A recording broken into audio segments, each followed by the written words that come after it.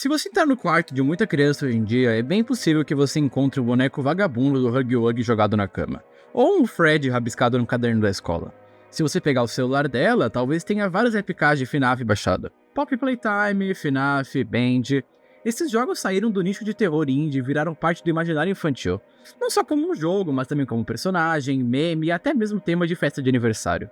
E isso é curioso, porque a gente tá falando de fábricas abandonadas, pizzarias assombradas, lugares onde claramente só coisa ruim aconteceu. Onde tem mascotes com olhos grandes demais, sorriso travado e movimento esquisito. Ou seja, coisas que não deviam agradar muito uma criança. Mas mesmo assim, quem mais consome esse conteúdo não são os adultos, e sim elas mesmo. Então a pergunta parece quase sozinha. Por que isso gruda tanto nelas? O que teria esses mascotes que transformam o medo em fascínio? Venha comigo e vamos descobrir.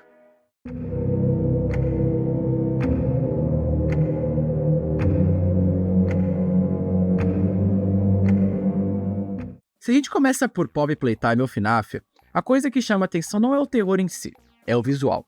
Esses jogos apresentam personagens que a temática é parecer ter saído de um desenho infantil ou de uma linha de brinquedos. Cores fortes, formas simples, nomes fáceis de lembrar e até divertidos. Huggy Wuggy, Freddy, Bonnie, Chica, Foxy, Bendy, Pop, são nomes que grudam. A silhueta é clara, você bate o olho e reconhece. Para uma criança, isso pesa muito mais do que o contexto sombrio ao redor. Antes de entender a história da fábrica ou da pizzaria, ela já escolheu um favorito, já decidiu qual acha mais legal, já imaginou aquele personagem em outra situação.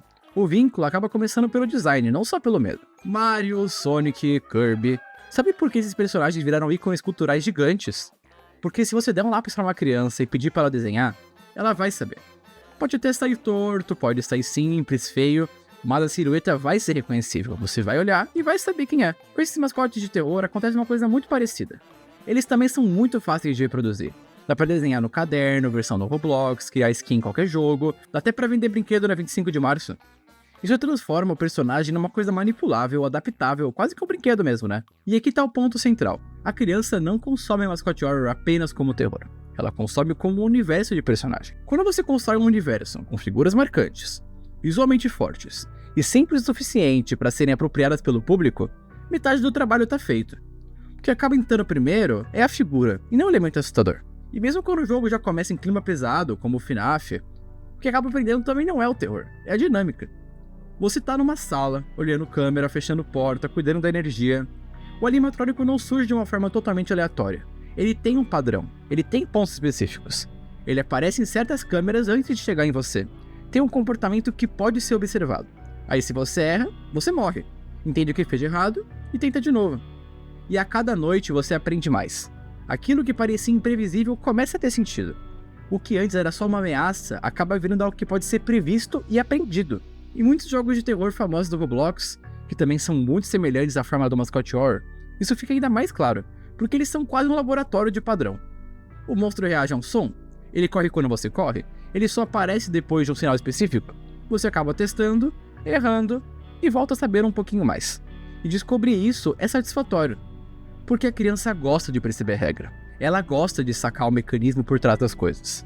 Quando ela entende como o monstro funciona, o medo deixa de ser puro susto e vira um desafio. Não é só mais um socorro, e sim um espera, eu já sei o que fazer. Em Pop, a estrutura muda, mas a ideia continua. Tem perseguição, mas também tem puzzle. Tem tensão, mas também tem exploração. Você não tá só fugindo, tá abrindo sala, tá encontrando fita, tá conectando pedaços da história. E o terror acaba virando algo que pode ser resolvido. Isso muda a experiência inteira, porque o medo não tá só isolado, ele vem com a curiosidade e com a sensação de progresso. A criança sente que ficou melhor do que estava 5 minutos atrás. E também tem outra camada nisso tudo. Esses personagens não são humanos realistas, eles são mascotes. Eles são bonecos estilizados, com cores fortes, formas exageradas e mesmo ameaçadoras, ainda carregam uma coisa familiar. Isto cria uma distância. O cérebro entende que está dentro de um universo próprio, com regras próprias. A ameaça parece fazer parte daquele mundo específico, não do mundo real. Muito diferente de algumas creepypastas que eu consumia quando eu era criança. E quando você junta personagens marcantes, padrão que pode ser aprendido e mistério espalhado pelo cenário, você cria um tipo de terror que desafia sem esmagar. E para muita criança isso encaixa perfeitamente. Além disso, talvez o ponto mais interessante de todos seja a fase da vida em que esse tipo de jogo costuma explodir. O mascote horror pega muito mais forte ali na pré-adolescência. Aquela idade que a criança começa a sentir que não é mais tão criança assim, mas também ainda não é adulta. Ela começa a rejeitar certas coisas que parecem infantis demais, mas ainda não tem estrutura emocional para consumir um terror mais cru e mais pesado. É um momento de transição, e esses jogos funcionam quase como um rito de passagem. Ele tem uma estética de brinquedo, personagem estilizado, cor chamativa, mas ao mesmo tempo tem uma atmosfera escura, mistério, sensação de perigo. A criança sente que ela tá entrando numa coisa mais intensa, mais proibida, sabe? Mas dentro de um universo que ainda conversa com a linguagem visual que ela entende. E isso dá uma sensação de crescimento, porque ela não tá mais só vendo o desenho e sim enfrentando uma coisa que assusta ela. Ela tá aprendendo a resolver problemas sob pressão. Ela tá lidando com a tensão. Isso acaba criando uma narrativa interna de que ela tá amadurecendo. E tem um pequeno orgulho em conseguir jogar FNAF sem fechar o olho na hora do jumpscare, ou de passar daquela perseguição que te dava medo. Não é só sobre o jogo, e sim sobre sentir que você tá avançando. E o Mascot Horror entrega esse passo intermediário. Ele não joga a criança direto num terror psicológico adulto, mas também não fica preso numa estética totalmente inocente. Ele fica ali no meio do caminho, sabe? E talvez isso seja exatamente porque encaixa tão bem nesse momento da vida. E quando a gente fala dessa fase de transição, não dá pra ignorar a questão da identidade. Nessa idade, a criança começa a testar quem ela é. Ela já não aceita tudo automaticamente. Ela escolhe o que gosta, o que acha interessante, o que combina com ela. E esses jogos oferecem personagens que funcionam quase como espelhos estilizados. Ela não reconhece só o personagem, ela prefere um. Ela defende um. Ela começa a olhar pra aquele personagem e pensar: esse é mais minha cara, esse é meu animatrônico favorito, esse aqui é meu OC de FNAF. Isso parece pequeno pra quem olha de fora, mas não é. Escolher um favorito, criar um personagem, é uma forma de se posicionar. É dizer algo sobre si mesmo sem precisar explicar muito. Como esses personagens são simples, marcantes e fáceis de interpretar, eles se espalham naturalmente pelo cotidiano da criança. Aparecem em desenhos, as brincadeiras, conversas, eles vão ocupando o espaço. E o universo do jogo também ajuda nisso porque nunca é totalmente fechado. Sempre tem um detalhe não explicado, um espaço para imaginar o que aconteceu ou o que vai acontecer, e a criança acaba completando essas lacunas. Dá uma motivação pro vilão da história, inventa uma continuação, ajusta a história para fazer mais sentido na cabeça dela. E ele não tá só consumindo uma narrativa enlatada, mas também mexendo nela. E isso dá uma sensação de participação.